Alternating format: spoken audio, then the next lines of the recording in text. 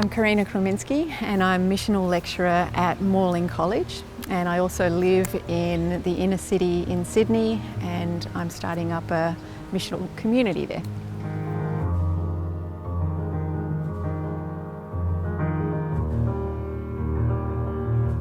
What did Jesus mean when he said that we are blessed if we hunger and thirst for righteousness?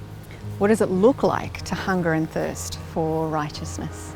What does it even look like to hunger in our world today? We who live in the West, most of us have never experienced extreme hunger, homelessness, impoverishment. Sometimes I can't even connect with my hunger. I live such a busy life that I don't even notice that I'm hungry sometimes and my body's craving some food. And I thought, this is a little bit of what Jesus is trying to get at in this beatitude, and when he says that we are blessed if we hunger and we thirst for righteousness. We need to connect with our hunger for righteousness and justice, and we need to connect with the brokenness that is in this world. We need to grieve with this world. We need to connect with the groans of this world for righteousness, for peace, and for shalom. And we need to connect with that hunger for righteousness even within ourselves as well.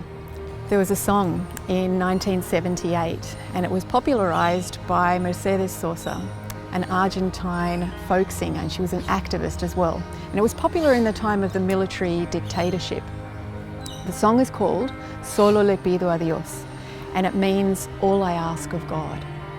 And the lyrics over and over say, all I ask of God is that I would not be indifferent.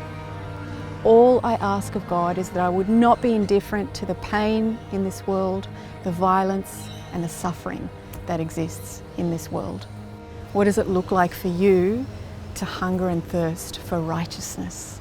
What does it look like for you to hunger and thirst for righteousness in your neighbourhood, in the microcosm of your neighbourhood?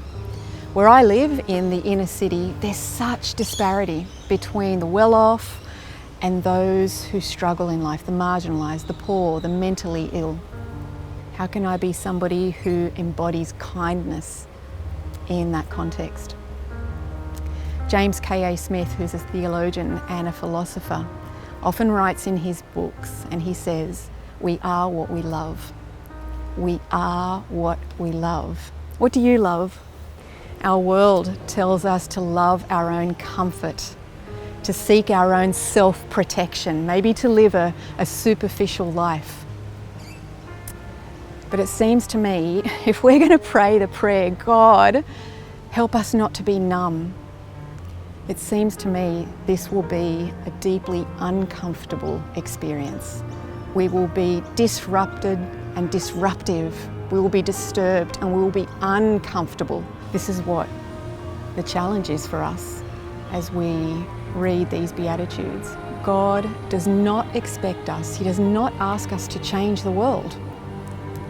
Instead, he calls us to be witnesses to the world that Jesus Christ, through his death and his resurrection, has already changed. And then we should not be surprised if people see Christ in us and they are deeply attracted to Jesus in us. And then they want to join us on this story that we are on.